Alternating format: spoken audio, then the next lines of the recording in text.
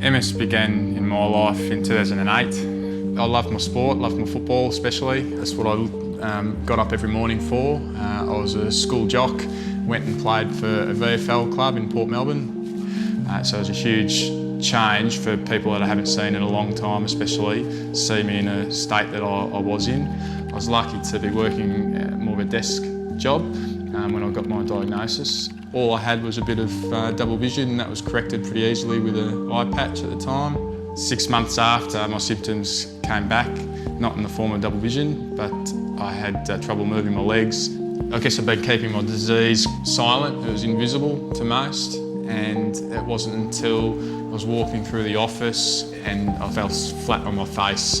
It was then and there that I got in contact with MS Employment Services, and they were able to guide me through some different ways to help get me around. It means I can continue my employment, so I can get around with my colleagues. I get up every day to provide for my family, and it's with the great support of MS Employment Services that allow me to do that.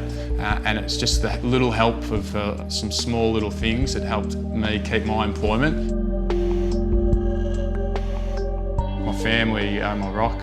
My wife, she's a very strong person. I remember distinctly asking her if she's still happy marrying the person that she said yes to only a few months before, and of course she said yes. My family are very much supportive in my recent diagnosis. A massive thank you, first and foremost, to those people that help support these type of services. Money doesn't grow on trees, and we certainly need as much support as we possibly can.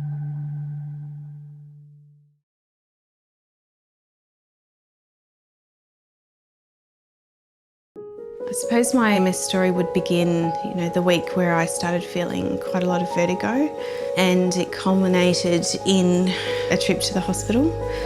From having a very substantial career, being super fit and healthy and all sorts of things, and then next thing you know, I was completely stopped in my tracks. It was just one rude awakening to MS.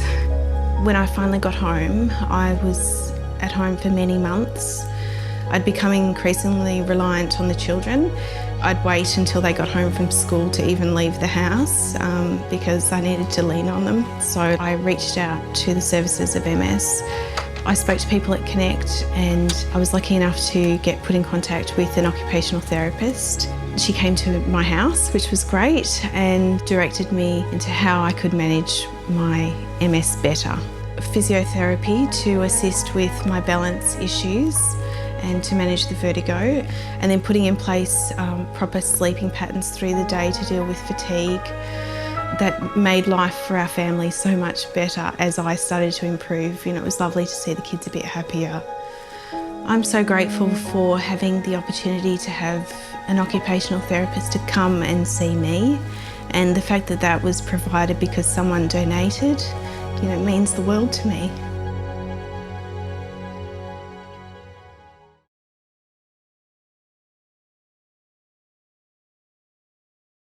Before MS, I was aspiring to become an avid filmmaker, and I'd been having minor successes, like we won Tropfest in 2005, but then unfortunately later in that year I was diagnosed with MS, so it was a year of highs and lows essentially.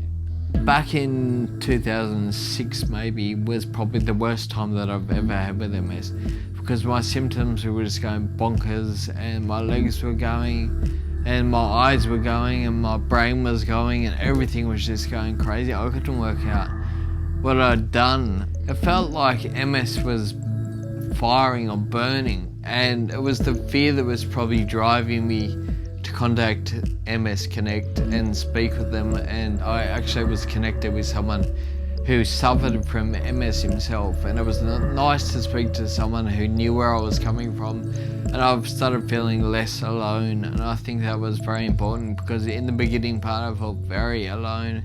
Now I feel part of the family. For people to kindly donate their money to that sort of thing out of the goodness of their hearts is really, really important.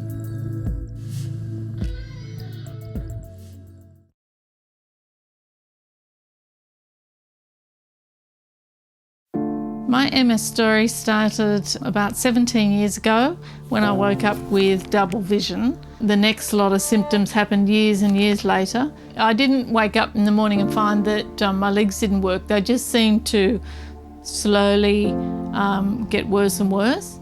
I used a walker initially, and then I went onto a scooter because it was a lot easier because I couldn't walk the distance. Then I thought, I've got to get off this damn scooter, I'll be on here forever. I contacted the MS Centre and they informed me about the gym that they had. I had some physiotherapists there who would help me to use the gym equipment as best I could. And they told me to start believing in myself, and from then on, I went from being on a scooter, and then one day I went in with my walker and they cheered. That was a big ego boost for me because it made me feel like I wasn't the only one. The MS Centre has helped me by giving me confidence in myself that I can do things. I'm back into driving my car. If somebody was sitting in front of me who's donated their time and money, I would give them the biggest hug I could possibly give them because they are wonderful and we could not exist without them.